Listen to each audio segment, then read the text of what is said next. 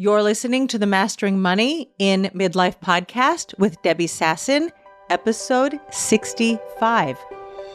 Welcome to Mastering Money in Midlife, a podcast for midlife women in business to overcome financial anxiety and make more money without burning out or sacrificing their families. Join certified life and money coach Debbie Sasson as she shares practical business strategies and mindset shifts that help you dissolve the money blocks that keep you stuck in a cycle of under-earning and under-saving, sabotage the growth of your business, and prevent you from building the wealth that you desire. Hello, my friends, and welcome back to the podcast. I had such a lovely morning today. I went into Jerusalem, which is about a 45-minute drive from my home. First of all, it was pouring rain, pouring buckets, and we've had a really, really dry winter in Israel. So it was beautiful to just have rain that is going to nourish the earth and keep our water supply, growing a little bit this winter. But I went into Jerusalem to meet some of my students from the Wired for Wealth Mastermind. It was a lovely occasion for us because we have been meeting on Zoom since last June. We have 1 month left in the mastermind, and one of the students in the group came over to Israel from Belgium, and it was lovely to get together in person, meet each other, because we've just been behind the Zoom screen for the last 8 months, and really get to know each other on a different level. And if you are not getting out and meeting people in person, it's a different experience, and I encourage you to network. I actually had a coffee chat with someone in person, not virtually, before the meeting with my masterminders, and it was just a lovely day, different energy, different vibe, and it's a great experience. The last year, we haven't really been impacted by COVID. International travel all over, and vacations are surely on the up and up. And as you know, I was in Puerto Rico a couple of weeks ago. But in terms of business, I have been doing so much virtual and online business. I missed this human contact. And if you're feeling a little bit like me, get out of your house, go meet business people in life, go to conferences, go to summits, and get a little bit of a different kind of vibe and energy in your life and in your business. And since I mentioned the Wired for Wealth Mastermind group coaching program, I want to let you know that in the middle of March, I will be doing enrollment for the May cohort. I'm going to be doing a week of Money School. It'll be Money School 2.0, and you're invited to that the week of May 13th. And then I'll be opening enrollment to Wired for Wealth. If that is on your radar this year, I'm letting you know that it's happening. If you are not on my email list, then I encourage you to subscribe, Debbie@debbiesasson.com, and you will be the first to know when Wired for Wealth is opening, and of course, when I'm running Money School 2.0. I look forward to seeing you there. Before I went on my holiday in Puerto Rico, and I spoke about that last week, I think I was a little bit jet lagged. I know I was a little bit jet lagged, actually. My podcast producers told me I wasn't rambling, but I had a feeling that I was. So if it was just a little bit too free-flowing, then you'll just know that you got some Puerto Rican vibes in last week's podcast episode. Before I left on my holiday, I recorded an episode called Meeting Your Goals in 2023, The Cheetah, the Scientist, and the Bear. And I brought 3 different personas that I encouraged you to embrace as you build your business in 2023. The cheetah is the sprinter that sprints towards your goals. The scientist is the part of you that analyzes the data and the information, makes a hypothesis about what you think is the right thing to do for your business, and then goes out and tests it, and then gets the data back and looks at it neutrally like a scientist. We want to really detach our emotions when we're looking at the data from what's really happening in our business so that we can make sound, grounded decisions to move forward. And then there's the bear. That is the part of you that needs to hibernate, that needs to rest, that needs to just get all of your energy back after just going full steam ahead in your business. And then it was fascinating because I had this book. I bought this book in October. I hadn't had a chance to read it yet, but it was on my nightstand waiting for me to open it. It's called The Way We're Working Isn't Working by Tony Schwartz. And it was such synchronicity that all of a sudden I was reading this book after just recording this podcast episode. And I'm going to read to you because the author, Tony Schwartz, says it, I think, way better than I could ever say it. But he says something that was exactly what I was wanting to give over in episode 62 of the podcast, The Cheetah, the Scientist, and the Bear. Oh my. And here are Tony Schwartz's words. At the heart of this book is a simple principle. Human beings are not designed to run like computers at high speeds continuously for long periods of time. When we try to mimic the machines we're meant to run, they end up running us. In fact, we're designed to pulse. Our most basic survival need is to spend and renew energy. We are hardwired to make waves, to be alert during the day and to sleep at night, but also to work at high intensity for limited periods of time and then rest and refuel. Instead, we lead increasingly linear lives, forever spending down our energy without fully or effectively renewing it. That blew my mind because it was exactly what I was thinking and feeling and intuitively knowing. And I just gave you my metaphor for it. And this author just brought it so beautifully and poetically almost into real life for me. And we're going to continue that theme as we discuss today on the podcast, how to be more productive in your business. And you can probably guess it's not by like whipping ourselves to do more and more and more. We need to rest. We need to refuel. We need to renew our energy reserves. We need to make sure that we get 7 or 8 hours of sleep every night so that we have the energy to do that sprinting, to be highly effective and focused and intensively doing our work during the day so that we feel accomplished when we turn off the lights at night and go to sleep. And so that our brain isn't racing and thinking about all the things we didn't get to. So today I'm going to share with you a concept that I learned from Brooke Castillo, the founder of the Life Coach School, where I got my life coach certification. And Brooke brings this concept and she calls it an attention audit. It's a little bit similar to a time audit. A time audit is when you look at how you're spending your time during the day. And I've done this before. It's very specific. You'll look at what did I do between 8 and 8:30, 8:30 and 9, 9 and 9:30. You can do it in blocks of 15 minutes, 30 minutes, hours, however you want to do it to see where your time is going. But I love this concept of an attention audit. It works better for me because it's a little bit more flexible in terms of how I define what I'm doing during the day. And I actually did this on the airplane back to Israel as I'm planning my year out for 2023. I really wanted to know what I was doing and focusing on this year. So before I share with you a little bit of what I uncovered and what I did, let me just explain the concept of an attention audit to you. And it works like this. There are things in our lives that demand our attention, and we want to give them our attention.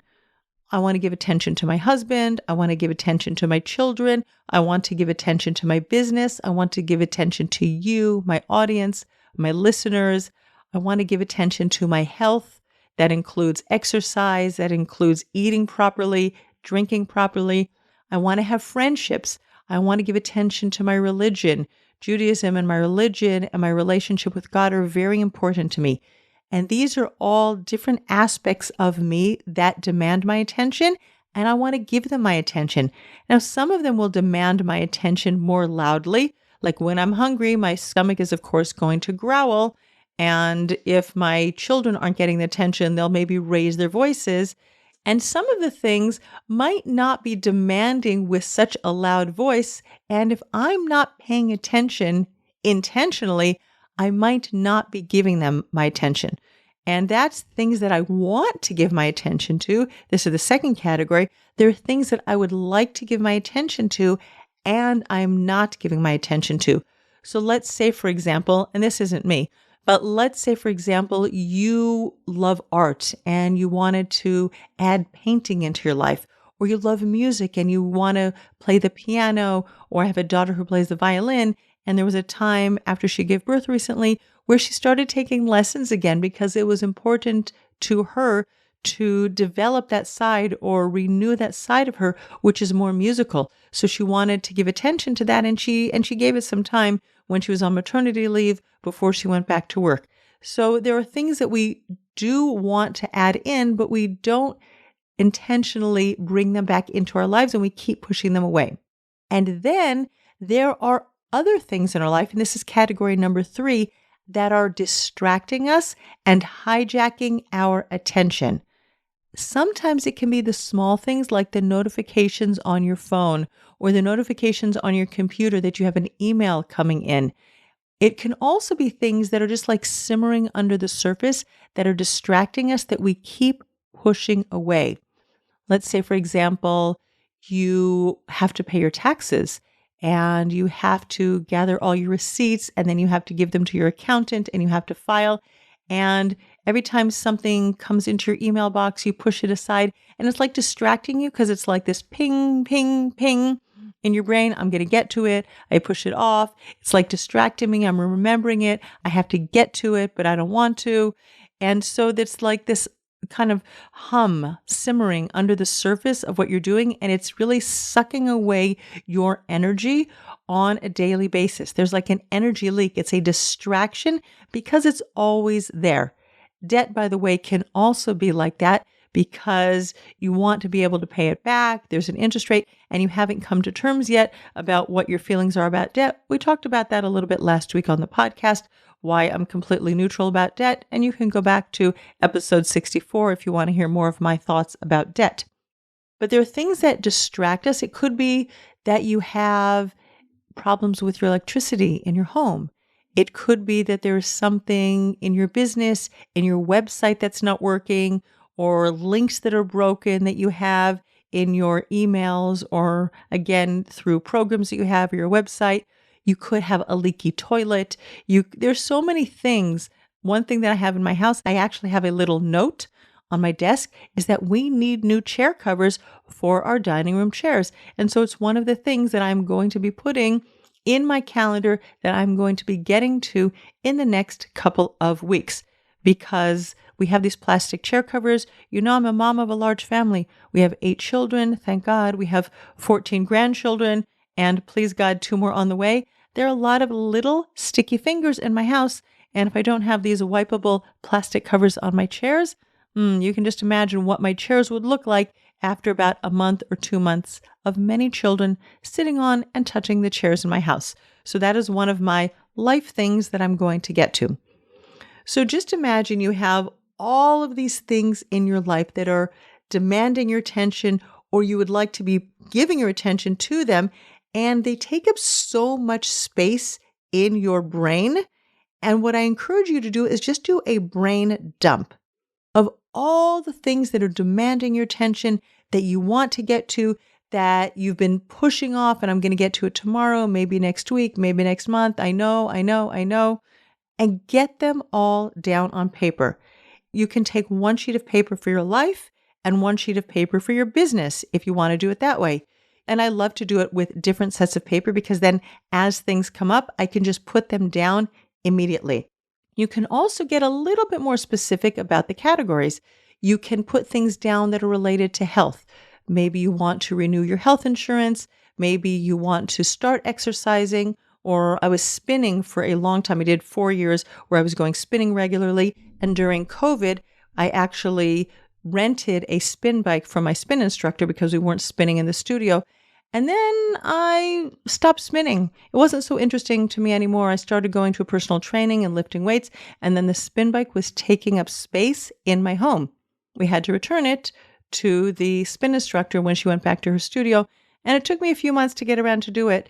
And we were tired of using it as a place to hang our laundry. So we eventually did that. So get all of that stuff down on paper. I can divide my list by like health. I can divide it by children, finances for my home, taxes, bills, repairs that we need to do, or renovation projects we need to do in our home. You can have a separate list for friends. Maybe there are friends that you haven't been in contact with for 3 months or 6 months, and you just think about them from time to time. Maybe you want to pick up the phone, set aside 20 minutes or an hour in your calendar to reconnect with some of your friends. And then there's your family, and you can divide up your list by children. And maybe it's children, you need to register them for school, you need to make dentist appointments for them, or my son is going to be 18 next month. We need to get him an identity card for Israel, and we need to renew his passport, so now he gets an adult passport. And these are all things that take up space in my brain. If I don't get them on a piece of paper and put time in my schedule to A, schedule an appointment, or B, just like tell myself when I'm going to be doing something in the future. And when I did this on the airplane coming back to Israel a couple of weeks ago, one thing that my husband and I started doing 2 years ago is an ice binder in case of emergency. And I'm going to put a link in the show notes where you can purchase your own in case of emergency binder. It's a PDF. This is the one I use for my family. It's the only product for which I have an affiliate link. I get I think 20% sales commission. It's no charge to you. But what the ice binder does, or family emergency binder is another name by which it's called, is you put down all the important information that anybody would need to know if, God forbid, something would happen to you. You can put your doctor's names down, the name, the phone number, in case somebody needs to get hold of them. You can put your bank details down in this ice binder. You can put the username, you can put the passwords, you can put the name of your accountant, you can put the name of your financial planner, your lawyers, who knows where your will is. Like if something, God forbid, happens to you and your children don't know where to find your will, and if you haven't yet written a will, this is a reminder that that is something else that is a distraction or demanding your attention, and it's time for you to put that in your calendar to call the lawyer and get that done. So I put the ice binder in my calendar that I need to update it. It's been a few years, things have changed, credit card details have changed, bank details have changed, and we started a couple years ago and there were some pieces that we were waiting for we never completed, and we need to do it again. One thing that I encourage you to do is also not save it on your computer, because if anybody breaks into your computer, right, if there's a hacker or whatever, somebody's going to have all of your important information. But you can print out this PDF, or you can also have an encrypted file, whatever you choose. You can put it on a USB and save it, and then you can tell your adult children or your lawyer, something like that, where they can find all of this information in case of emergency. If you have younger children, what's so beautiful about this ice binder is that it also says, like, what is your child's favorite stuffed animal? What do they like to eat before they go to bed? Like, just imagine whether you're away from home on a holiday and somebody needs to step in for you, or again, you're away, if something, God forbid, happens and there is an emergency, somebody can at least try to comfort your children as best they can. Obviously, in an emergency situation, there's going to be a lot of uncertainty and triggered emotions, but whatever you can do to calm your children down is a beautiful thing. So that is now on my calendar for a couple of weeks from now, so that I actually plan out the time and I get the job done. So get all of these things out. Now, once you have your list of everything you want to do in your life, in your business, with your friends, with your family, bills you need to pay, now you have 4 activities that you can do with this list. Number 1 is delete. There are probably many things on the list that you can just eliminate altogether. I'm not even asking anybody else to do it, but there's probably things on your list that don't need to get done. If you haven't taken care of them in the last 6 months, really ask yourself, do you really need to do them? And there's so many expectations that we put on ourselves, and you just have to say, is this important? Do I really want this in my life? Is this where I want to give my limited amount of time and energy and focus and resources? right? You're doing an attention audit. Is this where I want to put my attention? And if the answer isn't a hell yes, delete it. Alternatively, you might be able to delegate it, right? Just think about taking your laundry to the dry cleaner and you're delegating your laundry to somebody else to, let's say we take our men's shirts to the dry cleaners, they wash them, they iron them, they come out beautiful. And so I have delegated part of my laundry to the dry cleaner. Also in my business, I have delegated my podcast production to my wonderful podcast production team. I have no idea what happens to this podcast after I record it, upload it to Dropbox, and let them know. They do beautiful work, editing it, taking out all my and mistaken works and where I stumble over myself, and they get it up and it's just voila, it's on my website once a week. It's such a beautiful way to delegate and outsource parts of my business so that they're not all on my shoulders, and there's so much tech involved that I don't need to know, and that is a beautiful thing. So figure out what you can delegate in your life. I delegate many things in my life to my children. Laundry, dishes. I have a cleaning lady who I delegate a lot of the cleaning of the house to. And so I think that especially if you're a parent, you have learned to delegate things in your life. And maybe there's some more things that you can delegate and you can outsource to other people in your life. And that's both in your life and in your business. Number 3 is that there is delay. We have things that we think that we need to do today, but we keep pushing off. So actually put them in your calendar for another time. And that's why I brought the example for you of the ice binder. And it's in my calendar for 2 weeks from now.